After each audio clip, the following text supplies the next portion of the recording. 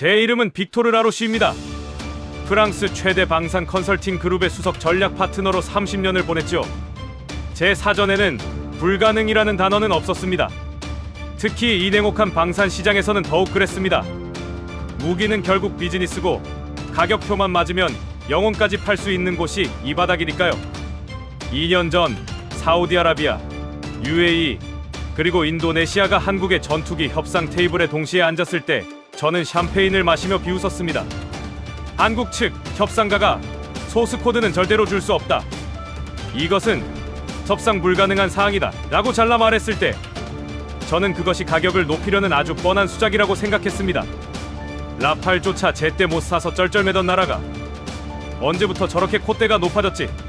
라며 파리 방산 포럼에서 천궁이 패널을 손가락으로 툭 치며 동료들과 비웃던 기억이 선합니다. 저는 제 의뢰인들에게 유럽산 시스템을 추천했습니다. 수십 년의 실전 데이터가 쌓인 검증된 무기들 말입니다. 중동의 부호들은 제 말에 고개를 끄덕였습니다. 그들은 한국의 고집을 이해하지 못했습니다. 돈을 더 주겠다는데 왜 기술의 심장을 안 보여주는가? 라는 질문에 저는 이렇게 답했습니다. 조금만 기다리십시오. 결국 급한 건 한국일 겁니다. 시장의 원리는 결국 돈이니까요. 저는 한국의 방산 수출이 그저 운 좋은 가성비 전략일 뿐이라고 치부했습니다. 기술의 원천을 꽁꽁 싸매고 자존심을 세우는 그들의 태도가 결국 그들을 고립시킬 것이라 확신했습니다. 제 30년 경력이 증명하는 공식은 단 하나였습니다. 충분한 돈 앞에 무너지지 않는 철칙은 없다는 것이었죠. 하지만 그 믿음이 탄산조각 난 것은 불과 몇 달 전 UAE 상공의 어느 칠흑 같은 밤이었습니다. 예고 없이 127개의 자폭 드론이 벌떼처럼 날아들었습니다. 제가 직접 추천하고 설치를 주도했던 유럽제 최첨단 방공 시스템이 가동되었습니다. 그런데 그 순간 믿을 수 없는 일이 벌어졌습니다. 원인을 알 수 없는 시스템 오류로 모니터가 얼어붙어 버린 것입니다. 현장은 아비 교환이었습니다. 소스 코드가 없으니 현장에서 즉각 수정이 안 됩니다. 제조사의 요청에서 패치를 받아야 합니다. 기술진의 전류는 무용지물이었죠. 그때였습니다. 2년 전 소스 코드 제공을 거절당해 협상이 결렬될 뻔했던 그 나라, 한국의 기술진이 움직였습니다. 그들은 어떠한 추가 조건도 비용 요구도 없이 자신들이 수출했던 시스템의 긴급 원격 지원을 시작했습니다. 단 10분이었습니다. 127개의 드론이 밤하늘에서 불꽃놀이처럼 쓰러져 갔습니다. 격추율 100%. 유럽 시스템이 먹통이 된 사이 한국의 시스템은 마치 이 순간을 기다렸다는 듯 완벽하게 하늘을 지배했습니다. 그날 밤 저는 대피소에 앉아 차갑게 식은 커피를 마시며 깨달았습니다. 한국이 소스 코드를 내놓지 않았던 건 오만이 아니었습니다. 그것은 자신들의 기술에 대한 책임감이었고 어떤 상황에서도 시스템을 직접 컨트롤해 끝까지 지켜내겠다는 자주국방의 의지였습니다. 그들은 단순히 무기를 파는 장사꾼이 아니라 신뢰를 설계하는 장인들이었습니다. 파리 사무실 창밖으로 샌강이 보이는 오후였습니다. 저는 커피를 홀짝이며 중동 방산 전문 매체 디펜스 아라비아의 최신 기사를 훑고 있었어요. 제목이 눈에 박혔습니다. 돈으로 모든 것을 살 수 없다. 사우디아라비아, 아랍에미리트, 인도네시아가 한국의 KF-21 도입 협상을 진행 중이지만 국가안보와 직결된 민감 기술까지 확보하는 것은 돈만으로 충분하지 않다는 내용이었죠. 저는 기사를 읽다 말고 피식 웃었습니다. KF-21이라뇨? 중동 산유국들이 그 전투기를 진지하게 들여다보고 있다는 겁니까? 30년간 유럽과 중동, 아시아 방산 시장을 누빈 저로서는 도무지 납득이 가지 않았어요. 방산 시장이라는 곳은 철저하게 신뢰의 역사로 움직입니다. 수십 년간 검증된 플랫폼, 수천 시간의 실전 데이터, 그리고 강대국이 뒤에서 보증을 서는 구조로 돌아가는 세계였거든요. 프랑스에는 라팔이 있었습니다.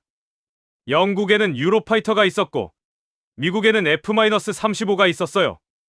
이 시장에서 수십 년간 검증된 무기 체계들이 각축을 벌이는 동안 한국이라는 나라는 제 눈에 아직 변방이었습니다.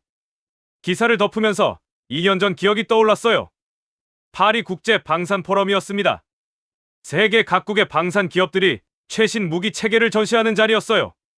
저는 동료 컨설턴트 2명과 함께 전 시장을 여유롭게 걸으며 클라이언트들에게 어떤 시스템을 추천할지 머릿속으로 정리하고 있었습니다.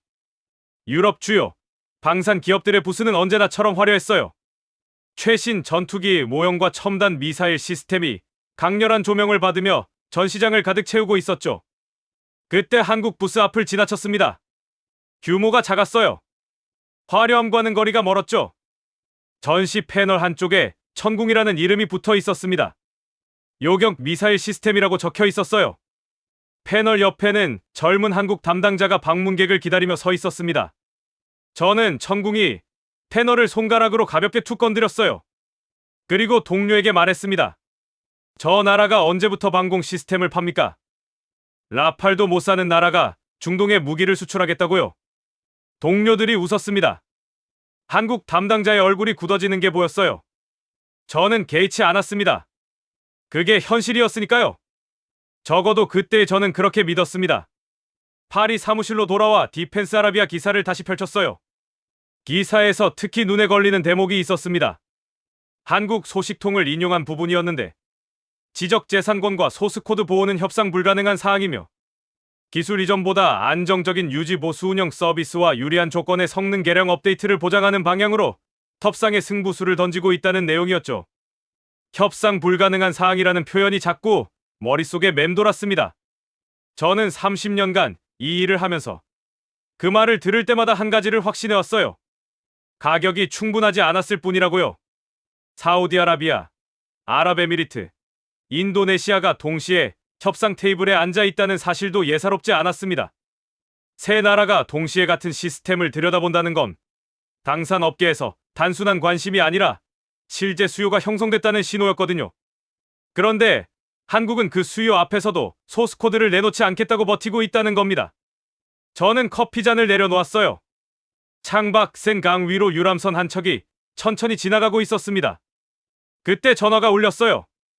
오랫동안 거래해온 걸프 산유국 국방부 장관 알카심이었습니다. 그의 목소리는 평소보다 진지했어요. 빅토르, 이번에 제3의 방공 시스템을 검토해 주십시오. 프랑스제도 미국제도 아닌 다른 선택지가 필요합니다. 후보 목록에 천궁이가 올라와 있었습니다. 저는 잠시 침묵했다가 대답했어요. 알겠습니다. 서울로 가보죠. 전화를 끊으면서도 속으로는 여전히 같은 생각이었습니다. 어차피 가격의 문제일 거라고요. 충분한 숫자를 제시하면 협상 불가능한 것이란 없다고요. 하지만 서울에서 제가 목격한 것은 그 확신을 처음부터 끝까지 뒤집는 장면이었습니다. 그것도 단 한 번의 회의에서요. 인천행 비행기는 파리 샤를 드골 공항을 오후 늦게 출발했습니다. 비즈니스석에 자리를 잡고 노트북을 펼쳤어요. 서울에 도착하기 전에 한국 방산 자료를 최대한 파악해두고 싶었습니다. 방산 컨설턴트로서 현장에 가기 전에 상대를 충분히 파악하는 것은 기본 중의 기본이었거든요. 디펜스 아라비아 기사를 다시 열었습니다. 기사는 꽤 상세했어요. 한국 소식통을 인용해 협상 구조를 설명하고 있었는데 읽으면 읽을수록 낯선 방식이었습니다. 소스코드 이전을 요구하는 상대에게 한국이 내놓은 답은 단호했어요. 지적재산권과 소스코드 보호는 협상 불가능한 사항이며 대신 안정적인 유지 보수 운영 서비스와 유리한 조건의 성능 개량 업데이트를 보장하는 방향으로 협상의 승부수를 던지고 있다는 내용이었습니다. 소스코드를 넘기는 대신 우리가 직접 관리해주겠다는 방식이었어요. 저는 눈썹을 찌푸렸습니다. 30년간 방산 협상을 해온 사람으로서 이 구조가 얼마나 오래 버틸 수 있는지 잘 알고 있었어요. 처음에는 강경하게 나가더라도 계약 규모가 커지고 국제 압박이 쌓이면 결국 하나씩 양보하게 됩니다. 그게 방산 협상의 현실이었거든요. 협상 불가능한 사항이라는 건 협상 초기에 유리한 위치를 점하기 위한 레토릭일 뿐 충분한 조건이 갖춰지면 언제든 풀리게 돼 있었습니다. 저는 그런 장면을 수도 없이 봐왔어요. 그런데 기사의 다음 대목에서 손이 멈췄습니다. 소스코드가 무엇인지 설명하는 부분이었어요. 소스코드는 전투기의 모든 하드웨어를 제어하고 무장 체계를 통합하는 두뇌에 해당한다는 내용이었습니다. 소스코드가 유출되거나 이전될 경우 해당 국가가 임의로 기기 성능을 개조하거나 복제할 위험이 있어 무기 제작국의 기술적 우위는 물론 국가 안보에 치명적인 위협이 된다고 설명하고 있었죠. 저도 그 사실은 알고 있었습니다. 방산업계에서 소스코드가 얼마나 민감한 사안인지는 누구보다 잘 알았어요. 문제는 그걸 알면서도 한국이 정말로 독자적인 소스코드를 가지고 있다고 믿지 않았다는 겁니다. 방산업계에는 공공연한 통설이 있었어요. 아시아 국가들이 독자 기술이라고 내세우는 것들 중 상당수는 실제로 미국이나 유럽의 기술을 기반으로 조립하거나 일부 개량한 수준이라는 겁니다. 천궁이도 그 범주를 크게 벗어나지 않을 거라고 저는 단정하고 있었어요. 그러니 소스코드 보호 원칙을 아무리 강하게 내세워도 정작 그 소스코드의 핵심이 어디서 왔는지를 따져보면 결국 협상의 여지가 생길 수밖에 없다는 논리였죠. 기내식이 나왔습니다. 와인 한 잔을 받아들고 창밖을 바라봤어요. 비행기는 이미 중앙아시아 상공을 지나고 있었습니다. 아래로 펼쳐진 황량한 대지가 구름 사이로 간간히 보였죠. 카심 장관이 이번 의뢰를 넣은 배경을 다시 생각해봤습니다. 그는 오랜 클라이언트였어요. 걸프 지역에서 꽤 넓은 인맥을 가진 사람이었고 방산 시장의 흐름에도 밝은 인물이었습니다. 그런 그가 프랑스제도 미국제도 아닌 제3의 선택지를 검토해달라고 요청해온 것은 단순한 호기심이 아니었어요. 무언가 이유가 있었습니다. 최근 걸프 지역에서 기존 방공 시스템들이 실전에서 기대 이하의 성능을 보인다는 보고가 잇따르고 있다는 건 저도 파악하고 있었어요. 드론 공격을 막아내는 데 있어 고가의 시스템들이 생각보다 허술하다는 것이 실전에서 드러나고 있었거든요. 그래서 천궁이가 후보로 떠오른 거였습니다. 비행기가 흔들렸습니다. 난기류였어요. 와인 잔을 내려놓으며 노트북 화면을 다시 바라봤습니다. 디펜스 아라비아 기사의 마지막 문장이 눈에 들어왔어요. 기술 주권. 이 단어가 한국 방산의 핵심 키워드라는 설명이었습니다. 자국이 직접 개발하고 직접 통제하는 기술 주권. 그것이 한국이 소스코드를 내놓지 않는 진짜 이유라는 거였죠. 저는 그 단어를 한참 바라봤습니다. 기술 주권. 입속으로 한번 중얼거려 봤어요. 들어보지 못한 단어는 아니었습니다. 하지만 방산 협상 테이블에서 그 개념이 실제로 작동하는 것을 본 적은 없었어요. 강대국들도 필요할 때는 기술을 거래하고 동맹국들도 조건이 맞으면 소스코드를 공유했습니다. 기술 주권이라는 건 협상장에서 꺼내드는 명분일 뿐 실제로 그것을 끝까지 고수하는 나라는 없었어요. 적어도 제가 아는 세계에서는 그랬습니다. 인천공항에 착륙했을 때는 현지 시각으로 이튿날 아침이었어요. 공항을 빠져나오며 휴대폰을 켰습니다. 카심 장관의 메시지가 와 있었어요. 빅토르, 잘 도착했습니까? 오늘 미팅에서 천궁이 관련 구체적인 조건을 확인해 주십시오. 소스코드 이전이 정말로 불가능한지 아니면 협상의 여지가 있는지를 파악하는 것이 이번 방문의 핵심입니다. 저는 메시지에 짧게 답장을 보냈습니다. 파악해드리겠습니다. 택시를 타고 서울 도심으로 향했어요. 차창 밖으로 한강이 보였습니다. 이른 아침 햇살을 받아 강물이 반짝이고 있었어요. 저는 그 풍경을 무심히 바라보며 오늘 미팅을 머릿속으로 시뮬레이션하고 있었습니다. 상대가 협상 불가능하다고 나오면 먼저 조건을 들어주는 척하다가 점차 압박을 높이는 방식, 30년간 검증된 제 방식이었어요.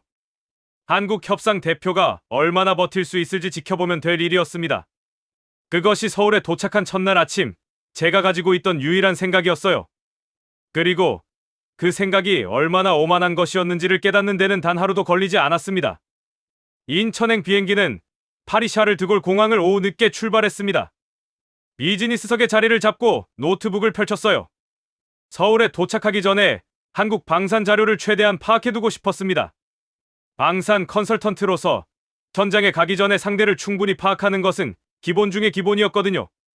디펜스 아라비아 기사를 다시 열었습니다. 기사는 꽤 상세했어요. 한국 소식통을 인용해 협상 구조를 설명하고 있었는데 읽으면 읽을수록 낯선 방식이었습니다. 소스코드 이전을 요구하는 상대에게 한국이 내놓은 답은 단호했어요. 지적 재산권과 소스코드 보호는 협상 불가능한 사항이며 대신 안정적인 유지 보수 운영 서비스와 유리한 조건의 성능 개량 업데이트를 보장하는 방향으로 협상의 승부수를 던지고 있다는 내용이었습니다. 소스코드를 넘기는 대신 우리가 직접 관리해주겠다는 방식이었어요. 저는 눈썹을 찌푸렸습니다. 30년간 방산 협상을 해온 사람으로서 이 구조가 얼마나 오래 버틸 수 있는지 잘 알고 있었어요. 처음에는 강경하게 나가더라도 계약 규모가 커지고 국제 압박이 쌓이면 결국 하나씩 양보하게 됩니다. 그게 방산 협상의 현실이었거든요. 협상 불가능한 사항이라는 건 협상 초기에 유리한 위치를 점하기 위한 레토릭일 뿐 충분한 조건이 갖춰지면 언제든 풀리게 돼 있었습니다. 저는 그런 장면을 수도 없이 봐왔어요. 그런데 기사의 다음 대목에서 손이 멈췄습니다. 소스 코드가 무엇인지 설명하는 부분이었어요. 소스 코드는 전투기의 모든 하드웨어를 제어하고 무장 체계를 통합하는 두뇌에 해당한다는 내용이었습니다. 소스 코드가 유출되거나 이전될 경우 해당 국가가 임의로 기기 성능을 개조하거나 복제할 위험이 있어 무기 제작국의 기술적 우위는 물론 국가 안보에 치명적인 위협이 된다고 설명하고 있었죠. 저도 그 사실은 알고 있었습니다. 방산업계에서 소스 코드가 얼마나 민감한 사안인지는 누구보다 잘 알았어요. 문제는 그걸 알면서도 한국이 정말로 독자적인 소스 코드를 가지고 있다고 믿지 않았다는 겁니다. 방산업계에는 공공연한 통설이 있었어요. 아시아 국가들이 독자 기술이라고 내세우는 것들 중 상당수는 실제로 미국이나 유럽의 기술을 기반으로 조립하거나 일부 개량한 수준이라는 겁니다. 천궁이도 그 범주를 크게 벗어나지 않을 거라고 저는 단정하고 있었어요. 그러니 소스코드 보호 원칙을 아무리 강하게 내세워도 정작 그 소스코드의 핵심이 어디서 왔는지를 따져보면 결국 협상의 여지가 생길 수밖에 없다는 논리였죠. 기내식이 나왔습니다. 와인 한 잔을 받아들고 창밖을 바라봤어요. 비행기는 이미 중앙아시아 상공을 지나고 있었습니다. 아래로 펼쳐진 황량한 대지가 구름 사이로 간간히 보였죠. 알카심 장관이 이번 의뢰를 넣은 배경을 다시 생각해봤습니다. 그는 오랜 클라이언트였어요. 걸프 지역에서 꽤 넓은 인맥을 가진 사람이었고 방산 시장의 흐름에도 밝은 인물이었습니다. 그런 그가 프랑스제도 미국제도 아닌 제3의 선택지를 검토해달라고 요청해온 것은 단순한 호기심이 아니었어요. 무언가 이유가 있었습니다. 최근 걸프 지역에서 기존 방공 시스템들이 실전에서 기대 이하의 성능을 보인다는 보고가 잇따르고 있다는 건 저도 파악하고 있었어요. 드론 공격을 막아내는 데 있어 고가의 시스템들이 생각보다 허술하다는 것이 실전에서 드러나고 있었거든요. 그래서 천궁이가 후보로 떠오른 거였습니다. 비행기가 흔들렸습니다. 난기류였어요. 와인 잔을 내려놓으며 노트북 화면을 다시 바라봤습니다. 디펜스 아라비아 기사의 마지막 문장이 눈에 들어왔어요. 기술 주권. 이 단어가 한국 방산의 핵심 키워드라는 설명이었습니다. 자국이 직접 개발하고 직접 통제하는 기술 주권. 그것이 한국이 소스 코드를 내놓지 않는 진짜 이유라는 거였죠. 저는 그 단어를 한참 바라봤습니다. 기술 주권. 입속으로 한번 중얼거려 봤어요. 들어보지 못한 단어는 아니었습니다. 하지만 방산 협상 테이블에서 그 개념이 실제로 작동하는 것을 본 적은 없었어요. 강대국들도 필요할 때는 기술을 거래하고 동맹국들도 조건이 맞으면 소스코드를 공유했습니다. 기술 주권이라는 건 협상장에서 꺼내드는 명분일 뿐 실제로 그것을 끝까지 고수하는 나라는 없었어요. 적어도 제가 아는 세계에서는 그랬습니다. 인천공항에 착륙했을 때는 현지 시각으로 이튿날 아침이었어요. 공항을 빠져나오며 휴대폰을 켰습니다. 알카심 장관의 메시지가 와 있었어요. 빅토르, 잘 도착했습니까? 오늘 미팅에서 천궁이 관련 구체적인 조건을 확인해 주십시오. 소스코드 이전이 정말로 불가능한지 아니면 협상의 여지가 있는지를 파악하는 것이 이번 방문의 핵심입니다. 저는 메시지에 짧게 답장을 보냈습니다. 파악해드리겠습니다. 택시를 타고 서울 도심으로 향했어요. 차창 밖으로 한강이 보였습니다. 이른 아침 햇살을 받아 강물이 반짝이고 있었어요. 저는 그 풍경을 무심히 바라보며 오늘 미팅을 머릿속으로 시뮬레이션하고 있었습니다. 상대가 협상 불가능하다고 나오면 먼저 조건을 들어주는 척하다가 점차 압박을 높이는 방식, 30년간 검증된 제 방식이었어요. 한국 협상 대표가 얼마나 버틸 수 있을지 지켜보면 될 일이었습니다. 그것이 서울에 도착한 첫날 아침, 제가 가지고 있던 유일한 생각이었어요. 그리고 그 생각이 얼마나 오만한 것이었는지를 깨닫는 데는 단 하루도 걸리지 않았습니다. 미팅 장소는 서울 도심의 한 비즈니스 센터였습니다. 회의실은 깔끔했지만 화려하지 않았어요. 육중한 대리석 테이블도 없었고 금색 장식도 없었습니다. 긴 직사각형 테이블 위에는 생수 몇 병과 서류 묶음이 놓여 있었어요. 한국 측 협상 대표로 나온 사람은 정우혁 본부장이었습니다. 한국방산통합전략본부장이라는 직함을 가진 사람이었는데 첫인상은 예상보다 조용했어요. 과하게 격식을 차리지도 않았고 그렇다고 긴장한 기색도 없었습니다. 테이블 위에는 낡은 보온병과 보리차 한 잔이 놓여 있었어요. 카심 장관이 먼저 본론을 꺼냈습니다. 천궁이 도입을 진지하게 검토하고 있다고 했어요. 그런데 한 가지 조건이 있다고 했죠. 소스코드를 포함한 핵심 기술을 이전해달라는 요구였습니다. 자국 기술진이 직접 시스템을 들여다보고 필요에 따라 개량할 수 있어야 한다는 논리였어요. 중동 지역의 특수한 작전 환경에 맞게 시스템을 현지화하려면 소스코드 접근이 필수적이라는 주장이었습니다. 충분한 금액을 제시할 의향도 있다고 했어요. 정우혁 본부장이 보리차를 한 모금 마셨습니다. 그리고 짧게 대답했어요. 기술 주권은 협상 테이블에 올릴 수 없습니다. 저는 그 말을 듣는 순간 속으로 피식했어요. 예상한 수순이었거든요. 협상 초반에는 의뢰 강경하게 나오게 돼 있습니다. 카심 장관도 당연히 그 수를 알고 있었어요. 그래서 바로 다음 카드를 꺼냈습니다. 소스코드 이전 조건이 받아들여지지 않으면 프랑스제 시스템으로 방향을 바꾸겠다는 압박이었죠. 제 이름이 거기서 나왔습니다. 빅토르 라로시가 이미 대안을 준비해놓고 있다고요. 정우혁 본부장이 저를 바라봤습니다. 그리고 다시 알카심 장관을 봤어요. 표정이 흔들리지 않았습니다. 그 눈빛에는 협박을 수없이 받아본 사람 특유의 단단함이 있었어요. 안타깝지만 저희 입장은 동일합니다. 소스코드는 넘길 수 없습니다. 대신 안정적인 유지보수 운영 서비스와 성능 개량 업데이트를 완벽하게 보장해드리겠습니다. 이것이 저희가 드릴 수 있는 최선입니다. 카심 장관의 얼굴이 굳었습니다. 미팅은 거기서 사실상 결렬됐어요. 저는 회의실을 나오며 솔직히 의아했습니다. 정우혁 본부장의 태도가 연기처럼 보이지 않았거든요.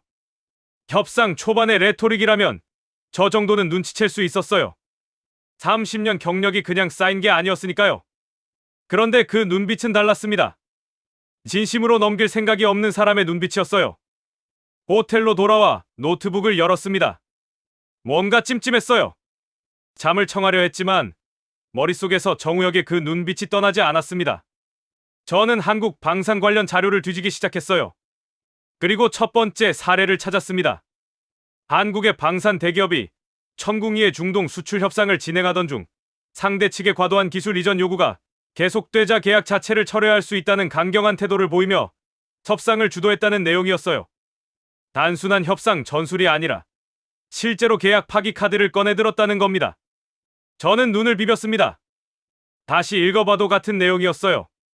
두 번째 사례가 더 충격적이었습니다. 2021년이었어요.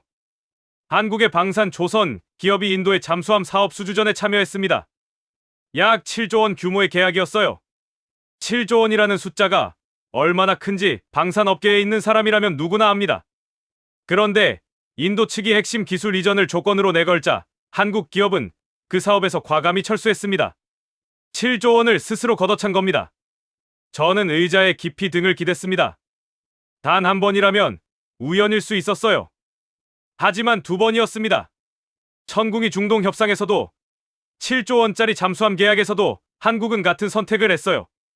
기술 이전 요구 앞에서 계약을 포기했습니다. 규모가 달라도 상대 국가가 달라도 결론은 똑같았어요. 이건 개별 기업의 판단이 아니었습니다. 국가 단위의 반복된 원칙이었어요. 디펜스 아라비아 기사의 그 문장이 다시 떠올랐습니다. 지적 재산권과 소스코드 보호는 협상 불가능한 사항. 저는 처음 그 문장을 읽었을 때 레토릭이라고 일축했어요. 하지만 지금 눈앞에 있는 데이터는 달리 말하고 있었습니다. 이건 협상 전술이 아니었어요. 한국이 기술 주권을 지키기 위해 실제로 수조 원의 계약을 포기해온 역사였습니다. 한 번도 아니고 반복적으로요. 창밖으로 서울의 야경이 보였어요. 저는 한참 그 불빛을 바라봤습니다. 파리 포럼에서 천궁이 패널을 손가락으로 툭 건드리며 비웃었던 기억이 떠올랐습니다. 그때 제가 무시했던 나라가 7조 원을 스스로 포기할 수 있는 나라였어요. 돈보다 기술을 선택하는 것을 국가 원칙으로 삼고 있는 나라였습니다. 저는 그 사실을 전혀 몰랐어요. 몰랐던 게 아니라 알려고 하지 않았던 거였죠. 가격의 문제일 거라는 확신이 처음부터 눈을 가리고 있었으니까요. 잠을 이룰 수 없었습니다. 아직 확인하지 못한 것들이 있었어요. 7조 원을 포기한 나라가 실제로 독자 기술을 가지고 있는지, 기술 주권이라는 단어가 진짜 실체를 가진 것인지는 아직 알 수 없었습니다. 하지만 오늘 밤 하나만큼은 분명해졌어요. 정우혁 본부장의 그 눈빛이 왜 흔들리지 않았는지를 이제는 조금 알 것 같았습니다. 새벽 1시였습니다. 호텔방 커피 메이커에서 뽑은 커피는 이미 식어 있었어요. 저는 그걸 홀짝이며 노트북 화면을 응시하고 있었습니다. 잠을 자야 한다는 걸 알면서도 눈이 감기지 않았어요. 머릿속에서 계속 같은 질문이 맴돌고 있었거든요. 7조 원을 포기한 나라가 정말로 독자적인 소스코드를 가지고 있는 것인가? 기술 주권이라는 단어가 진짜 실체를 가진 것인가? 저는 자료를 더 파고들기로 했습니다. KF-스무한 개발 연역을 검색했어요. 한국이 독자, 전투기 개발을 본격화한 시점, 개발 과정에서 부딪혔던 장벽들, 그리고 현재의 기술 수준까지 최대한 넓게 훑어보기 시작했습니다. 자료를 읽어 내려가다 한 대목에서 손이 멈췄어요. KF-스무한 개발 초기, 미국이 A사 레이더를 포함한 핵심 기술 4개 항목의 이전을 거부했다는 내용이었습니다. 저는 그 문장을 2번 읽었어요. 미국이 거부한 겁니다. 동맹국에게조차 핵심 기술을 넘기지 않겠다는 미국의 원칙은 방산업계에서 공공연한 사실이었어요. 그런데 한국은 그 상황에서 개발을 포기하지 않았습니다. 미국이 주지 않은 기술을 스스로 만들겠다고 나선 거였어요. 그리고 현재 KF-21의 엔진은 한국에서 라이선스 생산 중이라는 내용도 눈에 들어왔습니다. 수출에 걸림돌이 없을 정도로 자국 생산 기반을 갖췄다는 뜻이었어요. 저는 자리에서 일어나 창가로 걸어갔습니다. 서울 도심의 새벽이 창밖에 펼쳐져 있었어요. 미국이 핵심 기술 4개 항목 이전을 거부했는데도 독자 개발을 강행했다. 그 사실이 머릿속에서 떠나지 않았습니다. 방산업계에서 미국의 기술 통제가 얼마나 강력한지는 저도 잘 알고 있었어요. 수십 년간 그 벽에 부딪혀온 나라들의 사례를 직접 목격했거든요. 일본이 떠올랐습니다. 1980년대 일본은 독자 전투기를 추진했어요. FSX라는 프로젝트였습니다. 일본 항공 산업의 자존심을 건 사업이었어요. 그런데 미국의 압박이 시작됐습니다. 독자 개발을 밀어붙이면 안보 동맹에 균열이 생길 수 있다는 논리였어요. 결국 일본은 F-16을 기반으로 한 공동 개발로 선회했습니다. 타협이었죠. 하지만 타협의 대가는 혹독했어요.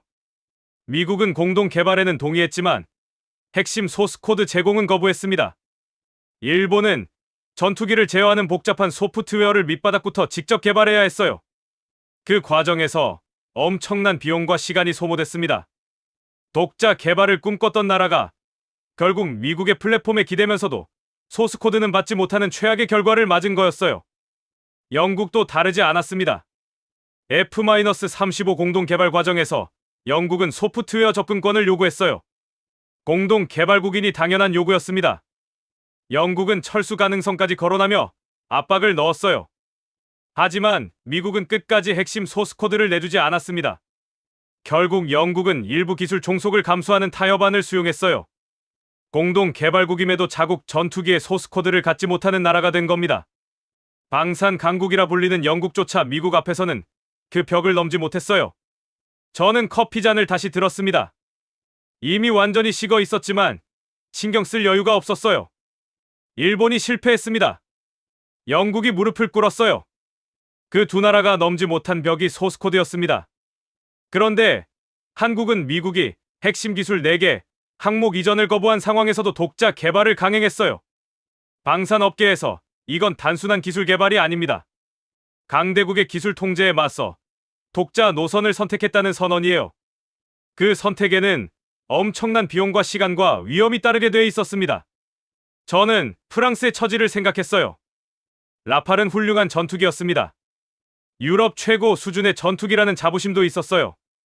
하지만 라팔의 핵심 시스템 중 상당 부분이 이국과의 기술 협력 구조 안에 얽혀 있다는 사실은 저도 알고 있었습니다. 프랑스가 완전한 의미의 기술 주권을 가지고 있는지를 따져보면 솔직히 자신 있게 답하기 어려웠어요. 영국도 일본도 그 질문 앞에서 결국 고개를 숙였는데 프랑스라고 다를 수 있을까요? 그런데 한국은 달랐다는 겁니다. 전궁두 개발 과정에서 독자 소스코드를 구축했고 KF-21을 통해 기술적 족쇄를 끊겠다는 목표를 밀어붙였어요. 미국이 4개 핵심 기술 이전을 거부해도 멈추지 않았습니다. 7조 원짜리 계약을 포기해가며 기술 보호 원칙을 지켜왔어요. 일본이 실패한 길, 영국이 포기한 길을 한국은 지금도 걷고 있다는 얘기였습니다. 새벽 3시가 넘었어요. 저는 노트북 화면을 끄지 못했습니다. 아직 확인해야 할 것이 남아 있었거든요. 데이터로 보면 한국이 독자 기술을 향해 걸어온 길의 윤곽은 보였어요. 하지만 그것이 실제로 작동하는지는 달랐습니다. 서류 위에서 완벽해 보이는 시스템이 실전에서 무너지는 사례를 저는 너무 많이 보았거든요. 내일 방산연구소를 방문하기로 돼 있었습니다. 정우혁 본부장이 직접 제안한 자리였어요. 천궁두 시스템을 직접 보여주겠다고 했습니다. 숨길 것이 없다고 했어요. 저는 그 말을 들었을 때 내심 비웃었었는데 지금은 그 말이 다르게 들렸습니다. 숨길 것이 없다고 말할 수 있는 자신감이 어디서 나오는 건지 내일 직접 확인해야 했어요. 노트북을 닫았습니다. 창밖 서울의 새벽 하늘이 조금씩 밝아오고 있었어요. 잠을 청하기 위해 자리에 누웠지만 눈이 감기지 않았습니다. 일본이 실패하고 영국이 포기한 그 벽을 한국이 정말로 넘었는지 내일 아침이면 알 수 있었어요. 그리고 솔직히 말하면 저는 그것이 두려워지기 시작했습니다. 한국이 정말로 해냈다면 제가 30년간 믿어온 방산 세계의 공식이 완전히 틀린 게 되는 거였으니까요. 방산연구소는 서울 외곽에 있었습니다. 차로 1시간 가까이 달려야 했어요. 정우혁 본부장이 직접 입구까지 나와 있었습니다. 어제 접상 테이블에서 봤던 그 냉정한 표정과는 달리 은은한 미소를 띠고 있었어요. 악수를 청하며 말했습니다. 멀리서 오시느라 수고하셨습니다. 숨길 건 없으니 마음껏 보십시오. 저는 그 말을 듣고도 경계를 풀지 않았어요. 연구소 내부로 들어갔습니다. 거대한 경납고 안에 KF-21 시제기가 서 있었어요. 은빛 동체가 조명을 받아 반짝이고 있었습니다. 옆으로는 천궁두 발사 시스템 모형이 나란히 전시돼 있었어요. 저는 시제기를 한 바퀴 돌며 눈에 보이는 것들을 점검했습니다. 그리고 트집을 잡기 시작했어요. 저 레이더는 외국 제품 아닙니까? 엔진도 자체 개발은 아닌 것으로 알고 있는데요. 외국 부품이 이렇게 많은데 독자 개발이라고 부를 수 있습니까? 정우혁 본부장이 차분하게 대답했습니다. 맞습니다. 일부 부품은 외국 제품을 사용하고 있어요. 하지만 핵심은 그게 아닙니다. 저 부품들을 어떻게 통합하고 어떻게 작동시키느냐가 진짜 기술입니다. 그리고 그 두뇌는 순수하게 우리 것이에요. 그때 젊은 연구원 한 명이 다가왔습니다. 이수진이라고 했어요. 20대 후반으로 보이는 여성 연구원이었는데 흰색 실험복을 입고 태블릿을 들고 있었습니다. 정우혁 본부장이 소개했어요. 무장 통합 시스템 담당입니다. 오늘 시연을 맡았어요. 저는 속으로 고개를 갸웃했습니다. 저 나이에 무장 통합을 담당한다고요? 이수진이 태블릿을 조작하기 시작했어요.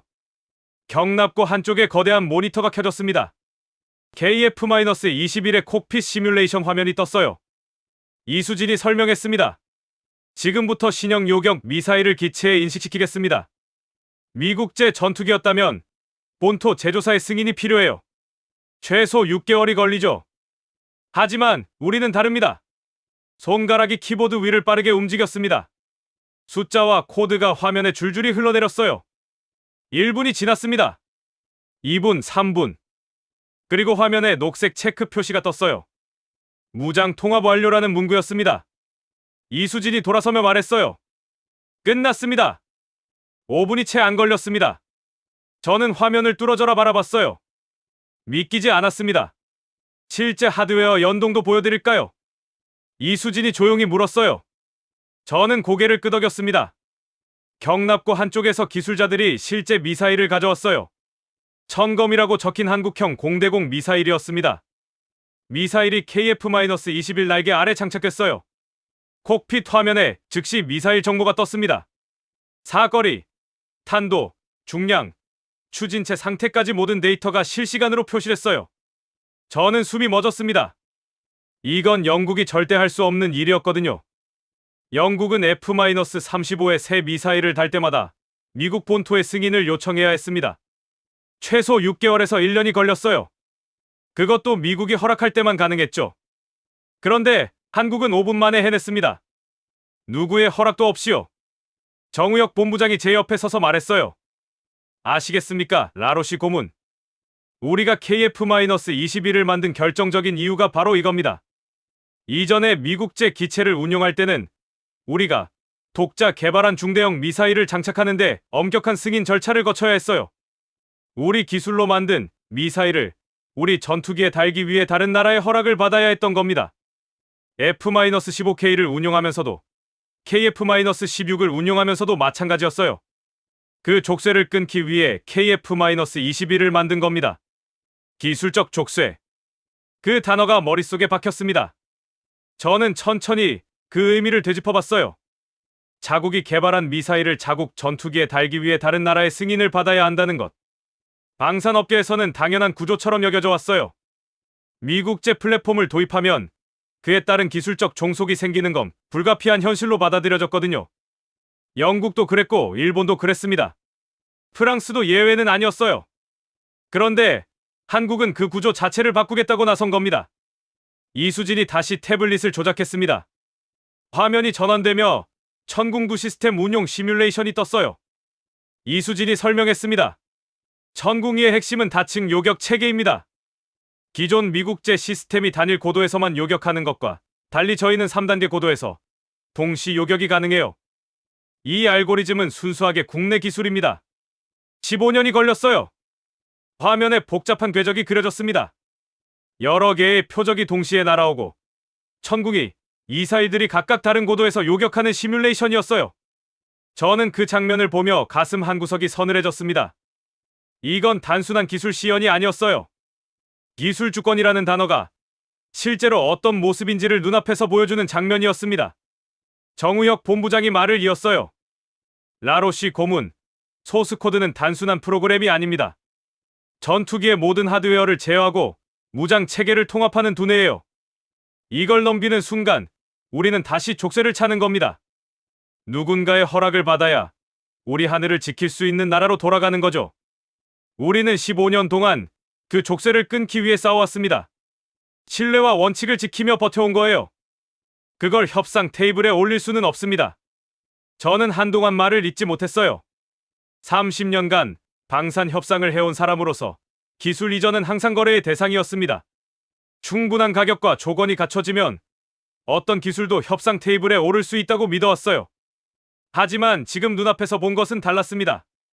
이수진이 5분 만에 구현해낸 무장 통합 능력, 천궁이의 3단계 동시 요격 알고리즘, 그리고 F-15K와 KF-16 운용 시절의 족쇄를 끊기 위해 KF-21을 만들었다는 사실. 이 모든 것이 하나의 방향을 가리키고 있었어요. 한국이 지키려는 건 단순한 기술이 아니었습니다. 누구의 허락도 없이 자국의 하늘을 지킬 수 있는 자유였어요. 그 자유를 얻기 위해 15년을 버텼고 7조 원을 포기했으며 천궁이 중동 협상에서도 계약 철회 카드를 꺼내들었던 겁니다. 신뢰와 원칙이라는 말이 방산 협상장에서 얼마나 공허하게 들릴 수 있는지 저는 잘 알고 있었어요. 하지만 오늘 본 것은 그 말이 공허하지 않다는 증거였습니다. 경납고를 나서는 길에 하늘을 올려다봤어요. 파리 포럼에서 천궁이 패널을 툭 건드리며 비웃었던 제 손이 떠올랐습니다. 그때 제가 건드렸던 건 단순한 홍보 패널이 아니었어요. 15년의 집념이었고 수천 번의 실패였으며 한 나라가 기술적 족쇄를 끊기 위해 싸워온 역사였습니다.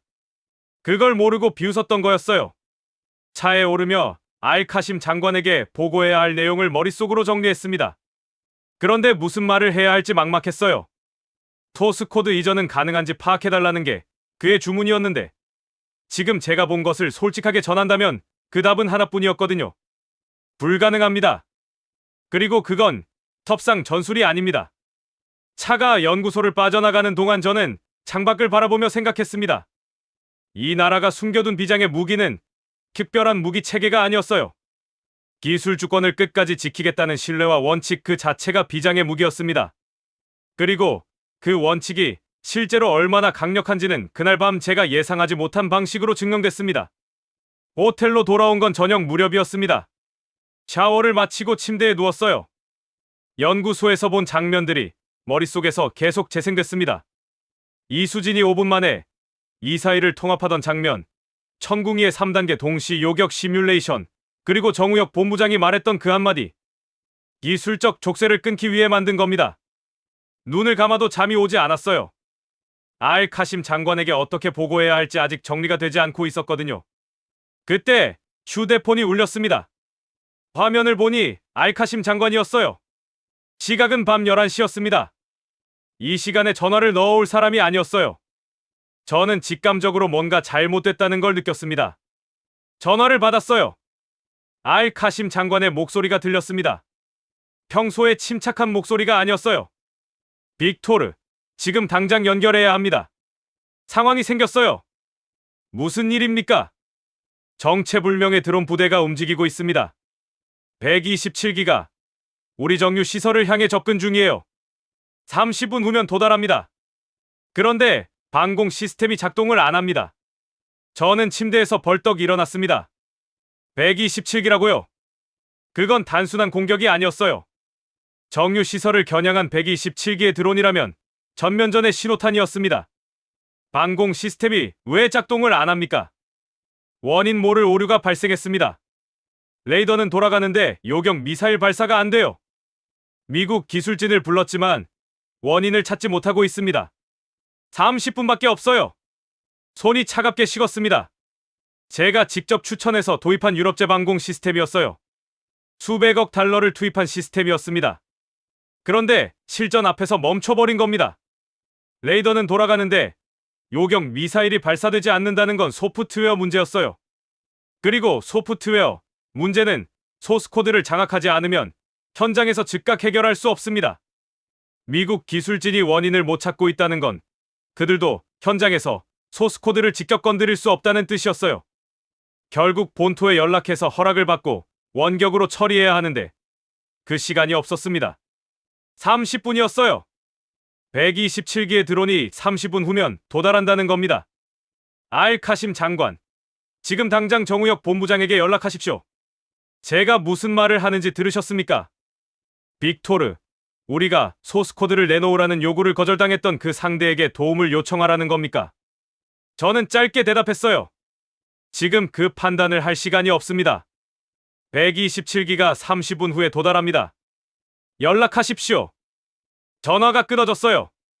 저는 호텔방 창가에 서서 휴대폰을 쥔 채 굳어 있었습니다. 머릿속이 복잡했어요. 제가 추천한 시스템이 멈췄습니다. 127기의 드론이 날아오고 있어요. 그리고 지금 이 순간 유일하게 도움을 요청할 수 있는 상대는 소스코드를 내놓으라는 요구를 단칼에 거절했던 바로 그 나라였습니다. 10분쯤 지났을까요? 알카심 장관에게서 메시지가 왔어요.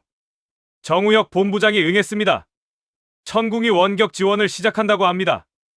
저는 즉시 옷을 걸치고 호텔을 나섰어요. 알카심 장관이 연결해준 긴급 화상 채널에 접속했습니다. 화면에 이수진이 나타났어요. 연구소 통제실이었습니다. 뒤로 수십 명의 한국 기술진이 각자 모니터 앞에 앉아 있었어요. 이수진이 말했습니다. 지금부터 천궁두 시스템을 긴급 부팅하겠습니다. 현지 레이더와 연동을 시작합니다. 손가락이 키보드 위를 쉬지 않고 움직였어요. 숫자와 코드가 화면에 폭포처럼 쏟아졌습니다. 저는 숨을 참고 화면을 응시했어요. 1분이 지났습니다. 2분. 5분. 이수진이 외쳤습니다. 레이더 연동 완료. 표적 포착 시작합니다. 거대한 모니터에 붉은 점들이 나타났어요. 127개였습니다. 빠른 속도로 정유 시설을 향해 접근하고 있었어요. 저는 그 숫자를 보며 다리에 힘이 풀렸습니다. 실제로 날아오고 있었어요. 이론이 아니었습니다. 알카심 장관의 떨리는 목소리가 들렸어요. 막을 수 있습니까? 이수진이 대답했습니다. 10분 드리면 됩니다. 10분. 그 사이 드론은 더 가까워질 겁니다. 이수진의 손이 멈추지 않았어요. 박진혁 본부장의 목소리가 통제실 너머로 들렸습니다. 이수진, 다층 요격 알고리즘 활성화합니다. 3단계 고도로 나눠서 격추해요. 이수진이 대답했어요. 알겠습니다. 화면이 여러 개로 분할됐습니다. 각 화면마다 다른 고도의 드론 궤적이 표시됐어요. 어제 연구소에서 시뮬레이션으로 봤던 바로 그 장면이었습니다. 그런데 지금은 시뮬레이션이 아니었어요. 2층 요격, 미사일 48기 준비. 3층 요격, 미사일 62기 준비. 1층 최종 방어 미사일 24기 준비. 저는 숨도 쉬지 못하고 화면을 응시했습니다. 10분이 지났어요. 이수진이 외쳤습니다. 시스템 정상 가동 완료. 발사 준비됐습니다. 알카심 장관의 명령이 떨어졌어요. 발사하시오. 천궁이 미사일들이 하늘로 솟구쳤습니다. 화면에 숫자가 올라오기 시작했어요. 1차 요격 격추 41기, 2차 요격 격추 39기, 3차 요격 격추 31기, 최종 방어 격추 16기. 저는 숫자들이 올라올 때마다 심장이 쿵쿵 뛰었습니다. 그리고 마지막 숫자가 떴어요. 총 127기 중 127기 격추. 성공률 100%. 저는 그 자리에 주저앉았습니다. 다리에 힘이 완전히 빠졌어요. 127기 전량이었습니다.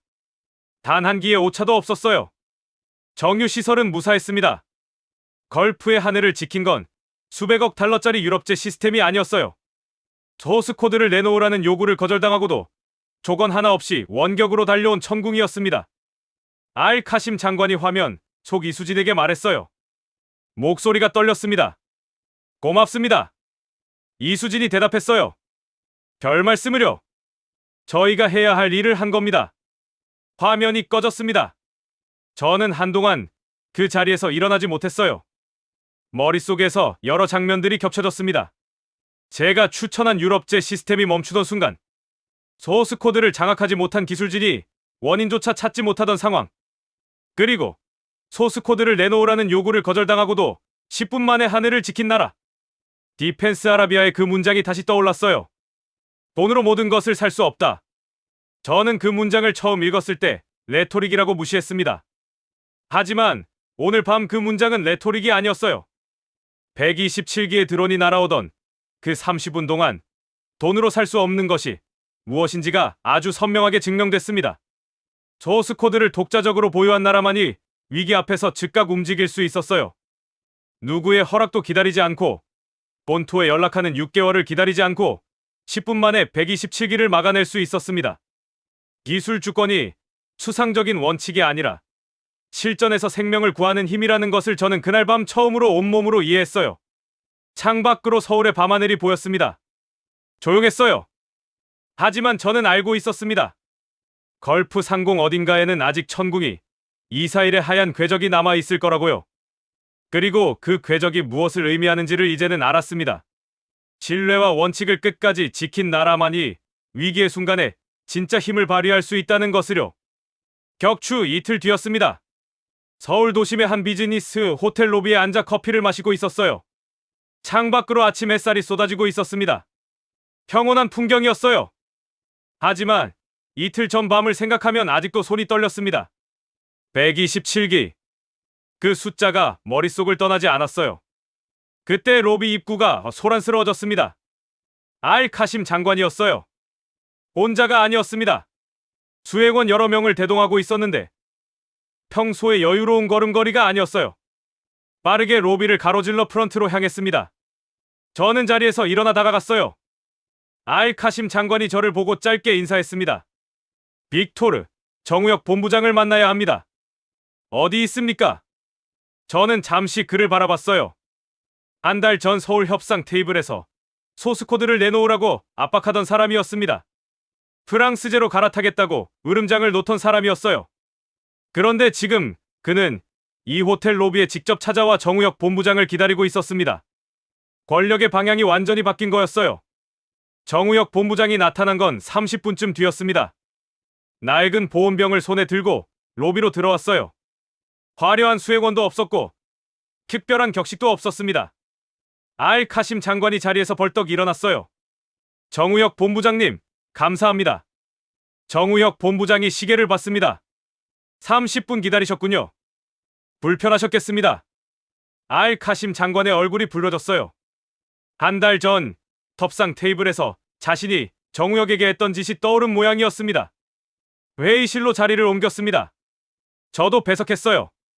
정우혁 본부장이 보온병을 열었습니다. 차갑게 식은 보리차를 컵에 따라 알카심 장관 앞에 내밀었어요. 알카심 장관의 손이 잠깐 멈췄습니다. 한 달 전 그가 샴페인으로 보리차를 치워버리라고 했던 기억이 떠오른 건지도 몰랐어요. 장관은 천천히 컵을 받아들었습니다. 한 모금 마셨어요. 그리고 고개를 숙였습니다. 정우혁 본부장, 제가 틀렸습니다. 알카심 장관이 서류 가방을 열었어요. 새로운 계약서를 꺼냈습니다. 이번에는 소스코드 이전 요구가 없었어요. 천궁이 도입과 KF-21 협상을 재개하고 싶다는 내용이었습니다. 조건은 하나였어요. 한국이 제시하는 방식대로 진행하겠다는 것이었습니다. 정우혁 본부장이 계약서를 받아들었어요. 천천히 읽어 내려갔습니다. 저는 그 장면을 바라보며 한 달 전과 지금이 얼마나 달라졌는지를 실감했어요. 한 달 전 이 테이블의 주인은 알카심 장관이었습니다. 소스 코드를 내놓으라고 압박하고 프랑스제로 간다고 위협하던 사람이었어요. 그런데 지금은 정우혁 본부장이 계약서를 검토하고 있었습니다. 어떤 협박도 없었고 어떤 압박도 없었어요. 권력이 역전된 게 아니었습니다. 진짜 권력이 어디서 나오는지가 증명된 거였어요. 정우혁 본부장이 계약서에서 눈을 들었습니다. 장관님, 한 가지 말씀드리겠습니다. 저희 협상 방식은 이전과 동일합니다. 소스 코드는 넘기지 않습니다. 대신 안정적인 유지 보수 운영 서비스를 완벽하게 제공하겠습니다. 문제가 생기면 이틀 전처럼 즉각 대응합니다. 성능 개량이 필요하면 우선적으로 지원해드리겠습니다. 이것이 저희가 드릴 수 있는 파트너십입니다. 알카심 장관이 고개를 끄덕였습니다. 그렇게 하십시오. 소스 코드는 요구하지 않겠습니다. 이틀 전 밤에 배웠습니다. 기술 주권을 가진 나라만이 위기의 순간에 즉각 움직일 수 있다는 것을요. 저희는 그 기술 주권을 사려고 했던 겁니다. 하지만 이제 알겠습니다. 그건 사는 게 아니라 신뢰로 나누는 거였습니다. 저는 그 말을 들으며 가슴이 뜨거워졌어요. 알카심 장관이 직접 입으로 기술 주권이라는 단어를 꺼낸 겁니다.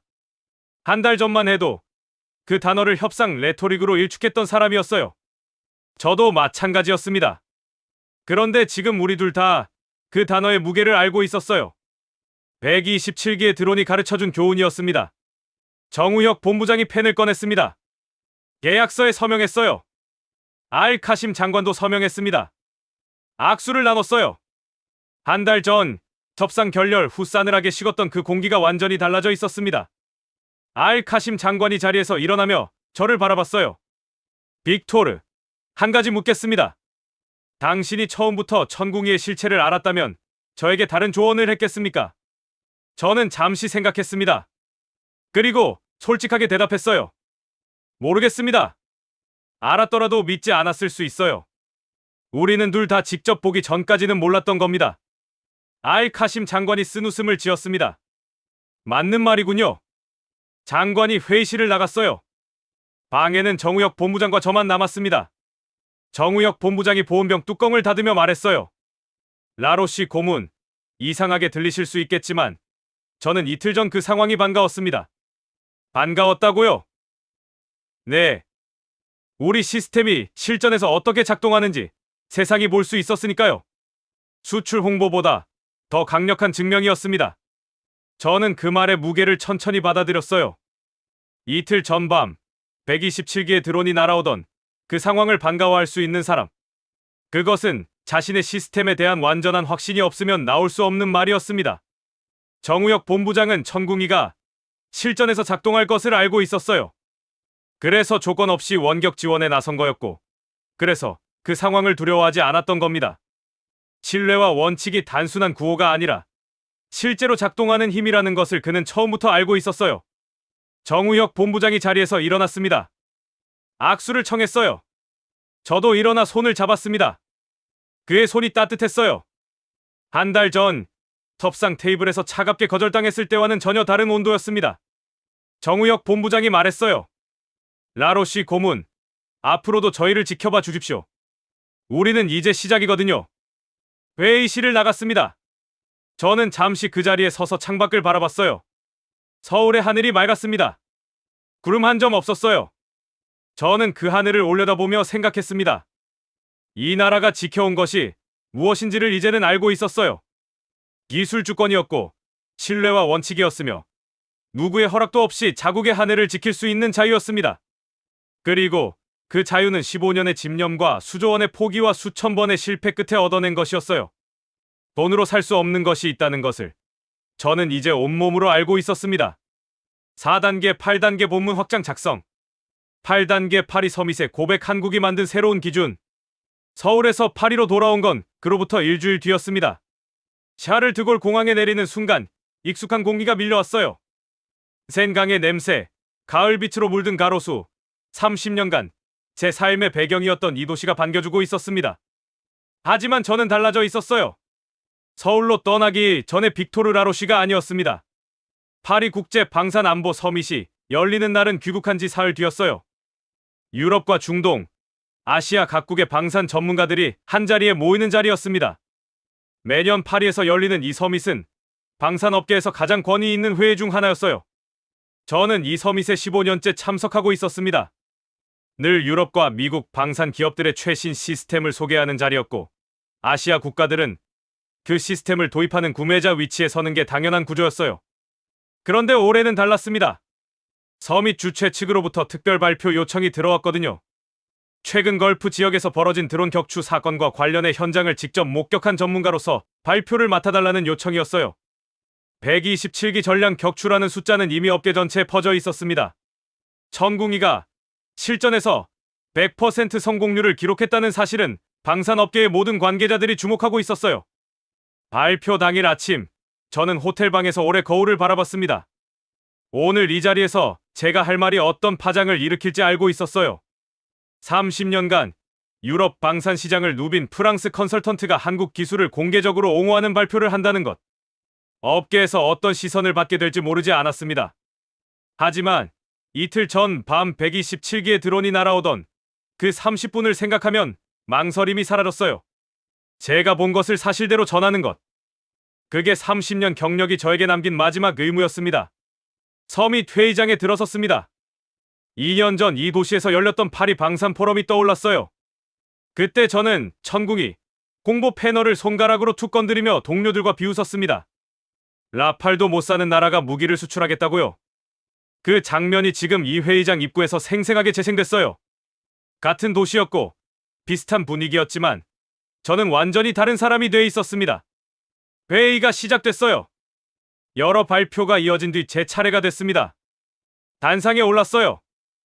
회의장을 가득 채운 방산 전문가들의 시선이 일제히 저에게 향했습니다.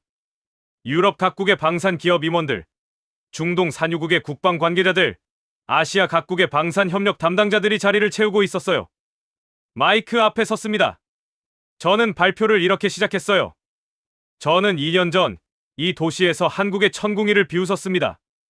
오늘 저는 그 실수를 공개적으로 인정하러 이 자리에 섰습니다. 회의장이 조용해졌어요. 예상치 못한 시작이었을 겁니다. 저는 계속했습니다. 사우디아라비아, 아랍에미리트, 인도네시아가 동시에 KF-21 협상 테이블에 앉아 있습니다. 한국은 그 앞에서 소스코드를 내놓으라는 요구를 단칼에 거절했어요. 저는 그 소식을 처음 들었을 때 텁상 레토릭이라고 생각했습니다. 충분한 가격이 제시되면 풀릴 거라고 믿었어요. 하지만 틀렸습니다. 한국은 2021년 7조 원 규모의 잠수함 계약을 기술 이전 조건이 맞지 않는다는 이유로 스스로 걷어찼습니다. 천궁이 중동 협상에서도 계약 철회 카드를 실제로 꺼내들었어요. 이건 협상 전술이 아닙니다. 국가 단위의 반복된 원칙이었습니다. 발표 자료 화면이 전환됐어요. 저는 계속 말했습니다. 일본은 1980년대 독자 전투기를 꿈꿨지만 미국의 압박 앞에서 선회했습니다. 소스코드를 받지 못한 채 막대한 비용과 시간을 소모했어요. 영국은 F-35 공동 개발국임에도 핵심 소스코드를 끝내 얻지 못했습니다. 기술 종속을 감수하는 타협안을 수용했어요. 저는 그 두 나라의 사례를 보면서 그게 당연한 현실이라고 믿어왔습니다. 강대국의 기술 통제는 뛰어넘을 수 없는 벽이라고요. 그런데 한국은 달랐습니다. 미국이 A사 레이더를 포함한 핵심 기술 4개, 항목 이전을 거부한 상황에서도 독자 개발을 강행했어요. KF-21은 F-15K와 KF-16 운용 시절 겪었던 기술적 족쇄를 끊기 위해 만든 플랫폼입니다. 누구의 허락도 없이 자국의 무장 체계를 자유롭게 장착할 수 있는 플랫폼이요. 회의장 분위기가 달라지고 있었어요. 자료를 받아 적는 사람들이 보였습니다. 저는 발표의 핵심으로 넘어갔어요. 며칠 전 걸프 상공에서 127기의 드론이 날아왔습니다. 제가 직접 추천해서 도입한 유럽제 방공 시스템이 원인 모를 오류로 멈춰버렸어요. 소스 코드를 장악하지 못한 기술진은 현장에서 원인조차 찾지 못했습니다. 30분이 남은 상황이었어요. 그때 소스 코드를 내놓으라는 요구를 거절당했던 나라가 조건 하나 없이 원격 지원에 나섰습니다. 10분 만에 시스템을 연동했어요. 127기 전량을 격추했습니다. 성공률 100%였습니다. 소스 코드를 독자적으로 보유한 나라만이 위기 앞에서 즉각 움직일 수 있었어요. 기술 주권이 추상적인 원칙이 아니라 실전에서 생명을 구하는 힘이라는 것이 그날 밤 증명됐습니다. 회의장이 완전히 조용해졌어요. 저는 마지막 슬라이드를 띄웠습니다. 화면에 숫자들이 나타났어요. KF-21 협상 진행국 3곳, 천궁이 수출 협상 진행국 복수, 그리고 한국이 기술 이전 요구를 거절하며 포기한 계약 규모의 합계. 저는 그 숫자들을 가리키며 말했습니다. 이 숫자들이 무엇을 의미하는지 아십니까? 한국은 돈보다 기술 주권을 선택해왔습니다. 수조 원의 계약을 포기하면서까지요. 그리고 그 선택이 결국 실전에서 증명됐어요. 돈으로 기술을 사려던 나라들이 이제 한국의 방식대로 해달라고 찾아오고 있습니다. 소스 코드를 사는 게 아니라 신뢰와 원칙에 기반한 파트너십을 요청하고 있어요. 이것이 한국이 만든 새로운 기준입니다. 기술 주권을 지키되 파트너를 고립시키지 않는 방식, 소스 코드를 사수하되 위기 앞에서는 조건 없이 달려오는 방식, 신뢰와 원칙이 협상 테이블의 언어가 되는 방식입니다. 저는 잠시 숨을 고른 뒤 마지막 말을 했어요. 저는 2년 전 파리 포럼에서 천궁이 공보 패널을 손가락으로 건드리며 비웃었습니다. 오늘 저는 그 나라에 배운 것을 여러분께 전합니다. 방산 강국의 조건은 규모도 자본도 아닙니다. 기술 주권과 신뢰와 원칙입니다. 한국이 증명했습니다.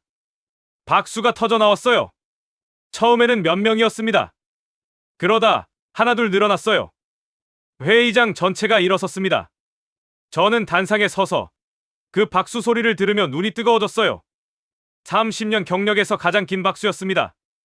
하지만 이 박수는 저를 향한 게 아니었어요. 15년을 버텨온 수천 명의 연구원들을 향한 것이었고 7조 원을 걷어차며 원칙을 지킨 나라를 향한 것이었습니다. 발표가 끝난 뒤 자리로 돌아와 휴대폰을 꺼냈어요. 정우혁 본부장에게 메시지를 보냈습니다. 2년 전 파리 포럼에서 천궁이를 비웃었습니다. 오늘 같은 도시에서 공개적으로 사과했습니다. 제 실수였습니다. 답장이 왔어요. 잠시 후였습니다. 라로시 고문, 그 덕분에 우리가 더 단단해졌습니다. 고맙습니다. 저는 그 메시지를 오래 바라봤어요. 파리의 가을 하늘이 회의장 창밖으로 펼쳐져 있었습니다. 2년 전 이 도시에서 저는 천궁이 패널을 비웃었어요. 오늘 같은 도시에서 저는 천궁이가 세계 방산의 새로운 기준이라고 선언했습니다. 그 사이에 무슨 일이 있었는지를 저는 이제 온전히 알고 있었어요. 기술 주권을 지키기 위해 수조 원을 포기한 나라가 있었습니다. 신뢰와 원칙을 끝까지 붙들고 15년을 버텨온 사람들이 있었어요. 그리고 그 원칙이 127기의 드론이 날아오던 그 30분 동안 생명을 구했습니다. 돈으로 살 수 없는 것이 있다고 디펜스 아라비아는 처음부터 경고하고 있었어요. 저는 그 경고를 레토릭이라고 무시했습니다. 하지만 이제 압니다. 그건 경고가 아니라 사실이었어요. 노트북을 열었습니다. 보고서 작업을 시작했어요. 제목은 이미 정해져 있었습니다. 기술 주권과 신뢰와 원칙, 한국이 증명한 방산의 새로운 기준. 손가락이 키보드 위를 움직이기 시작했어요. 서울에서 목격한 모든 것을 글로 풀어냈습니다. 정우혁 본부장이 보리차 한 잔을 앞에 두고 소스코드를 거절하던 장면부터 이수진이 5분 만에 미사일을 통합하던 장면, 127기의 드론이 전량 격추되던 그 10분까지 모든 것을 담았어요. 마지막 문장을 썼습니다. 한국은 세계에 증명했다. 기술은 사는 것이 아니라 지키는 것이며 원칙은 협상 테이블의 레토릭이 아니라 실전에서 생명을 구하는 힘이라는 것을. 그리고 진정한 방산 강국은 가장 많은 무기를 파는 나라가 아니라 기술 주권과 신뢰와 원칙을 끝까지 지키는 나라라는 것을. 저장 버튼을 눌렀습니다. 파리의 저녁이 창밖으로 내려앉고 있었어요. 에펠탑에 불이 들어오기 시작했습니다. 저는 그 불빛을 바라보며 생각했어요. 저 도시 어딘가에서 오늘 발표를 들은 누군가가 한국이라는 나라를 다시 보게 됐을 거라고요. 그리고 서울 어딘가에서는 지금 이 순간에도 다음 세대의 기술을 개발하고 있는 연구원들이 있을 거라고요. 천궁이 다음을, KF-21 다음을 준비하고 있는 사람들이요. 저는 그 상상만으로도 가슴이 뜨거워졌습니다.